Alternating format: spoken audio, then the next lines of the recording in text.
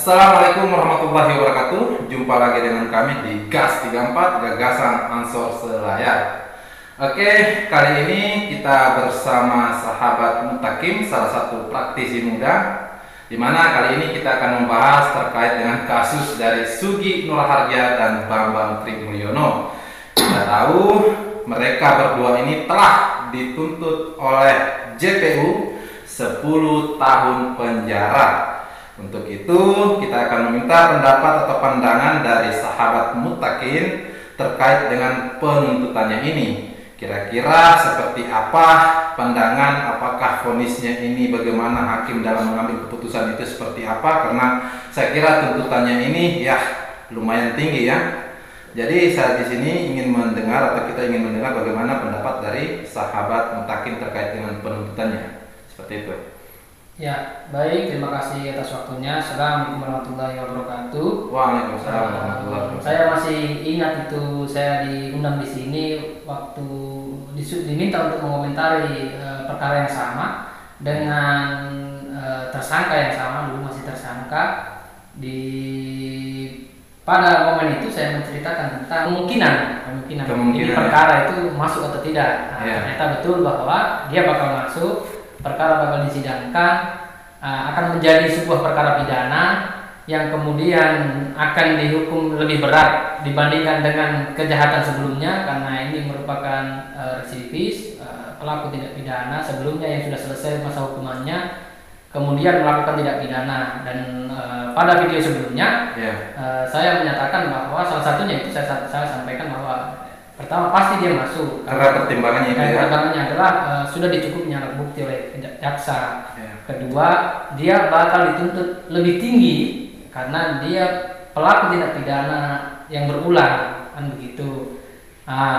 Dengan perkara yang sama mungkin ini. Dalam hal ini sekarang saya diminta lagi untuk berkomentar terkait penuntutan jaksa. Kira-kira wajar nggak? Ya, karena hal ini seorang saksi sudah beralih status menjadi terdakwa, sehingga sudah sampai tahapan penuntutan yang sebentar lagi pasti akan keluar putusannya. Kira-kira seperti apa putusannya, vonisnya ini? Apakah? Kalau seperti apa saya tidak begitu berani menerka karena itu saya tidak ikuti persidangannya. Kemudian dalam persidangan itu atau menguatkan atau melemahkan atau hakim menggali hukum di situ, kemudian dia akan memutus berapa, tapi kemungkinan ini kemungkinan saja karena saya tidak bisa melihat ini, tidak mungkin itu dia divonis lebih rendah dari sebelumnya, perkara sebelumnya. Perkara kalau Bambang Tri itu di Jokowi Undercover 1 itu kurang lebih 3 tahun. Tidak mungkin dia lebih rendah dari situ, kemungkinan besar itu karena residivis. Karena dia perkara yang berulang, ada tindak pidana yang berulang. Kemudian dalam hal ini besaran tuntutan jaksa, mungkin jaksa sudah melihat bahwa sudah meyakini itu sebuah tindak pidana yang kemudian ketika mau dalam persidangannya itu sudah tercukupinya atau bisa atau mampu dibuktikan. Kemudian sampai di tahapan penuntutan ini. Kemudian kalau di media ini yang ramai berkaitan dengan adanya pemisahan berkas perkara, saya kira itu kewenangan jaksa penuntut umum. Jadi untuk melakukan splitting atau bisa disebut dengan trial split, itu pure kewenangan jaksa penuntut umum. Harusnya dia dibicarakan sebelumnya sebelum dibacakan tuntutan. Kalau dia diprotes atau dia ribut itu setelah penuntutan, tidak mungkin berubah itu. Tuntutan tetap sama. Jadi ini maksudnya kan terkait dengan bantahan dari Sugi Nurharja karena dia ingin meminta ini bahwasanya dia sama Bambang Tri itu tidak sama, beda. Dia mau ingin memisahkan seperti itu. Tapi ternyata tadi dijelaskan seharusnya itu sebelum splitting itu bisa dilakukan dalam tahapan lidik atau penyidikan, di mana ketika ada sebuah tindak pidana itu yang dilakukan oleh beberapa orang, beberapa tindak pidana, kemudian dalam hal ini kepentingan memudahkan jaksa penuntut umum untuk menghadirkan saksi untuk pembuktiannya. Bisa itu jaksa penuntut umum diberi kewenangan dalam kitab hukum acara pidana itu untuk untuk memisah perkara, memisah perkara dengan Memisah. nomor perkara yang berbeda. Oh, gitu. Untuk memudahkan saja. Tapi Iya. kalau memang jaksa dia berkeyakinan bahwa perkara ini mudah, Iya. orangnya juga mudah dibuktikan bahwa ini tindak pidananya yang diperhatikan mudah dibuktikan ini sama jaksa. Iya. Jadi dia yakin, kemudian tidak disebelitin, dia Karena- berikan satu berkas. Kalau logika orang awam kan begini, Mas. Ini orang berdua sama-sama melakukan podcast. Ya. Sama-sama melakukan mubahalah. Ya. Kan kalau kita melihat di pasal-pasalnya itu kedua orang ini terjerat pasal terkait dengan penistaan agama, kemudian terkait dengan penyebaran berita bohong dan ujaran kebencian. Ya. Orang-orang ini sama-sama melakukan, sama-sama podcastnya itu yang dipersoalkan. Kenapa mereka mau memisahkan perkaranya itu kan Ya. sangat tidak logis ya. Kalau itu pandangan awam ya.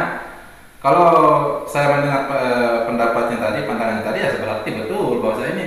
Mungkin kan ini sebenarnya di podcast itu mungkin bayangannya itu kan kayak tim produksi begitu, dia ada tim kreatifnya, Tim kreatif, ada narasumber. editornya, ada narasumber, ada Host. sebagai host, Ya. jadi mereka mungkin terlibat itu kalau logika displitting karena banyak orang, banyak saksi. Tapi Ya. mungkin YouTube-nya cuma 1-2 orang gitu, Iya. dia bisa selesaikan. Jadi pure kemenangan JPU. Kalau jaksa penuntut umum bilang ini satu perkara, jadi lanjut nih Tidak. jalan. Tapi yang lebih yang lebih fatalnya lagi, yang lebih konyol menurut saya di sini Sugi Nur Hadi, dia tidak mengakui dirinya ini residivis. Ya. Kemarin itu dia begitu, dia bahkan dengan penafsirannya orang yang residivis itu adalah orang yang dibenci oleh keluarganya, orang yang Jadi orang bahasa yang- residivis itu coba. sudah bahasa hukum baku itu. Iya, Jadi iya. kalau ada putusan pengadilan yang sudah selesai masa hukumannya dan di kemudian hari dia melakukan tindak pidana yang serupa. berulang Hmm. maupun sama atau tidak tapi berulang melakukan tindak pidana, Oh gitu ya. dia masuk dalam kategori residivis. Tapi Itu. penafsirannya Sugi Nur Hadi itu ketika dia dibenci oleh keluarganya, dia diasingkan, dia tidak di apa, di agama apa segala macam, itu baru residivis. Ya. Bayangkan ini penting. Saya kira dia itu cari aman ketika apalagi dia ngomong tentang bahwa Memisahkan. dia tidak terlibat dalam perkara tentang Produk ijazah palsu. produk ijazah palsunya. Nah, iya. Dia hanya terlibat tentang mubalahnya. Iya. Dia itu bukan seorang pejantan atau seorang petarung itu kalau bilang Mau cuci tangan. Ya? kita di sisi lain dia mengamini bahwa apa yang dilakukan itu berkaitan dengan produk ijazah palsu itu yang dibikin ribut itu bikin gaduh di sosial media. Iya. Dia bisa mengakui bahwa apa yang dilakukan dia atau temannya itu Iya. merupakan sebuah tindak kejahatan atau sebuah tindak pidana, dalam hal ini penyebaran berita bohong, Iya. kan begitu. Tapi untuk mencari selamat di sendiri-sendiri, dia tidak bertarung di substansi perkaranya. Dia justru melempar bola sembunyi tangan. Dia justru melempar temannya untuk selesaikan nih perkaranya. Jadi sangat kasihan. Iya kasihan. Kalau dia itu petarung nih, harusnya dia bilang substansi perkaranya. Kayak contoh bahwa dia meyakini betul apa yang dilakukan dia dengan temannya, ada yang dilakukan Babang Tri dengan Sugi Nur ini. Iya. Dia yakin bahwa itu bukan sebuah tindakan kejahatan atau bukan sebuah tindakan pidana dan bisa dia buktikan. Iya. Kan begitu. Kalau mau bertarung substansi, Iya. sehingga itu ada kewenangannya ahli, ada apa, dia buktikan di situ kalau memang itu bukan sebuah tindak pidana. Terkait dengan pembuktian, sahabat ya, terkait dengan pembuktian, ternyata dari kelompok Sugi Nur Hadi dan Pak Menteri ini hanya bisa menghadirkan saksi ahli. Ya. Tidak ada saksi fakta satupun, apalagi kalau data-data ya. Ya. Karena mereka menuduh bahwasannya ijazahnya palsu, ijazah dokumen palsunya seperti apa, itu sangat sulit mereka tunjukkan data-data yang valid. Paling kan kalau dari kemarin itu dari Pak Menteri itu diambil dari apa ya, dari website KPU, diambil dari Instagram apa dan sebagainya, foto-foto apa dan sebagainya. Kemudian saksi fakta juga mereka tidak bisa hadirkan, hanya saksi ahli. Kan ini persoalan ijazah, persoalan sejarah, persoalan pendidikan Pak Presiden Joko Widodo, harusnya lebih kuat ya orang yang bisa melihat, yang bisa meyakini atau sama-sama mengalami ya. Pertama itu kalau dia bisa dibebaskan itu saranku itu. Dia kalau mau bebas itu pertama dia punya ijazah aslinya Jokowi. Iya. Supaya bisa jadi itu akhirnya dia membuktikan bahwa ini ada ijazah ini palsu. Iya. Dia punya fisiknya. Iya. Kedua, dia adalah lembaga atau instansi yang berwenang untuk menilai ijazah itu. Kan ada dalam hukum itu lembaga mana yang mengeluarkan ijazah? Yang otoritas ya. Otoritasnya. Ini yang konyol kan. Kayak ijazah ini kalau setara S1, Ya. dia kan ristek. Ya. Toh? Mungkin Bambang Tri ini kalau jadi menteri ristek dia bisa buktikan bahwa ini adalah ijazah palsu, dia bisa ngomong begitu. Iya, Tapi kalau dia bukan, itu tidak bisa, itu dia ngomong begitu. Itu yang bikin gaduh. Iya, apalagi kalau dari UGM Kolej 1 kan itu Iya. sudah memberikan klarifikasi. Ya jelas bahwa kampusnya saja bilang begitu. Bagaimana dia tidak meyakini sebuah lembaga yang mengeluarkan otoritas? Bagaimana dia bisa menilai asli atau tidak asli? Ya. Bagaimana dia bisa ngomong palsu kalau orang yang membuat saja dia mengamini bahwa ini asli? Kayak contoh, saya bikin surat cinta kepada pacarku, Ya. kemudian saya tahu di surat cinta karena saya yang bikin, dia bilang ini yang asli. Terus ada orang itu palsu. Bagaimana cinta kan tidak masuk akal. Yang bisa menilai bahwa ini asli atau palsu itu otoritasnya atau dia yang membuat. Kayak ini kampusnya, ristek. Artinya si Ginur ini ingin melawan otoritas terkait persoalan itu. Itu pertama. Kedua, memang kalau di kemudian hari jadi berita bohong, Ya. bisa diyakini benar kalau itu sebuah berita bohong. Kenapa? Karena pertama bukan otoritasnya, Ya. kedua dia tidak bisa membuktikan asli atau palsunya. Ya. Ya. Begitu. Ketiga, kalau kemudian dituntut dengan pasal berita bohong, betul itu pas, cocok. Apalagi kalau digabungkan atau diseplit itu kewenangan jaksa saja dalam hal ini, dalam berperkaranya memudahkan saja. Kalaupun nanti diseplit, contoh, tapi masih menggunakan pasal yang sama, tidak beda. Jadi ini dijadikan satu perkara itu biar memudahkan itu dalam proses sidangnya. Ya. Pembuktiannya. Kalau terkait dengan pembuktian tadi kita kembali lagi, itu persoalan terkait dengan kelemahan mereka untuk membuktikan bagaimana atau untuk membela Bambang Tri. Karena hal ini yang menjadi persoalan juga, karena kuasa hukumnya ini di detik-detik terakhir itu mengundurkan diri semua. Kuasa hukum dari Bambang Tri Mulyono ini yang bikin kita kaget juga ini. Mereka secara serentak untuk mengundurkan diri karena dengan alasan Bambang Tri memecat salah satu. Karena kuasa hukumnya ini belasan, kalau kurang lebih 13 atau 15 ya. Ya. Nah, makanya karena Bambang Tri ini marah-marah sama kuasa hukumnya karena tidak bisa menghadirkan saksi fakta, tidak bisa menghadirkan barang bukti, ya dia kesal di situ kan. Jadi dia pecat salah satu pengajarannya, kemudian yang lain ikut mengundurkan diri karena ini di detik-detik terakhir itu baru terbongkar. Ya, nanti bisa kalau berkaitan dengan kuasa hukumnya itu memang bisa dicek dengan salah satunya itu dengan kode etik advokat. Ya. Bisa dia itu diputus oleh kuasanya. Dasar untuk sudah tidak menjadi kuasa itu salah satunya itu diputus oleh kuasanya. Tapi ini oleh pemberi kuasanya. Yang konyolnya ini kan kuasa hukum ini membantu Bambang Tri Mulyono itu ada istilahnya pro bono, itu cuma-cuma gratis ya. Nah, ini cuma gratis kemudian dipecat lagi sama. Ya, bisa itu memang hak dari pemberi kuasa itu dalam hal ini Bambang Tri sama Suginur, dia punya hak dalam hal ini memberikan kuasa kepada siapa atau memberhentikan kuasanya.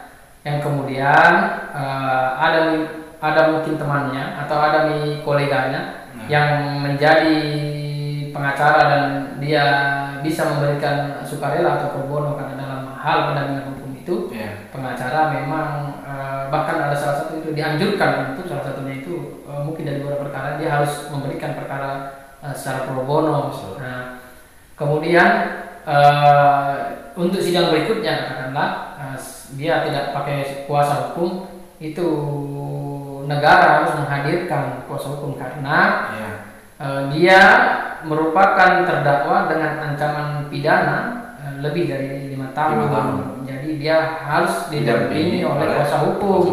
Entah itu kuasa hukum dia mau sewa sendiri atau bayar kasih honor sendiri, cari sendiri, atau di fasilitas oleh negara melalui LBH, lembaga bantuan hukum di tingkatannya, bisa di lembaga bantuan hukum di tingkat kabupaten di situ atau di mana bisa itu. Oke, saya kira sudah cukup ya pembahasan terkait dengan Suginur. Artinya saya ingin closing statementnya atau ingin bagaimana pandangannya ke depan terkait dengan kasus ini. karena belum vonis terkait, apalagi terkait dengan vonisnya. Bagaimana? Saya pastikan itu kalau berkaitan dengan vonis, karena dia residivis atau pelaku tindak pidana yang berulang, apalagi dengan pidana yang sama, ancaman 10 tahun, tidak mungkin dia lebih rendah dengan putusan dia sebelumnya, tidak mungkin. Tidak mungkin ya. Sangat tidak mungkin. Kalaupun mungkin itu pasti jaksa banding, karena biasanya atau rata-rata itu kalau ada putusan itu kurang dari 1/3 itu, berpotensi untuk banding jaksa itu. Jadi pasti dia akan diputus itu mungkin ya agak tinggi, 5-7 tahun lah, 5-7 tahun sekitar segitu. Itu kalau saya ini saja menerka sebagai ini praktisi hukum. Kemudian berkaitan dengan perkara pidananya yang di split tidak bisa itu karena sudah sampai tuntutan. Mungkin kalau sebelum-sebelumnya jauh-jauh hari itu bisa JPU itu melakukan split bisa, tapi kalau sudah sampai tahapan penuntutan tidak, ya tetap. Berkaitan dengan kuasa hukum, dia harus dia memiliki hak untuk didampingi kuasa hukum. Jadi bisa kalau tidak mampu untuk membayar atau tidak mampu untuk mencari kuasa hukum, negara berkewajiban untuk mencarikan kuasa hukum. Kalau dia merasa tidak membutuhkan kuasa hukum tidak apa-apa, tapi aturan mainnya dia harus didampingi kuasa hukum dikarenakan dia ancaman pidananya itu 10 tahun gitu. Oke, saya kira jelas ya sahabat-sahabat GAS 34 gagasan ansor selayar. Jadi kita akan nantikan nanti dan kita akan lagi membahas ketika nanti sudah ada persidangan atau putusan dari hakim terkait dengan persoalan kasus dari Sugi Nur Harja dan Bambang Trimulyono. Sekian dari kami, semoga bermanfaat. Wassalamualaikum warahmatullahi wabarakatuh.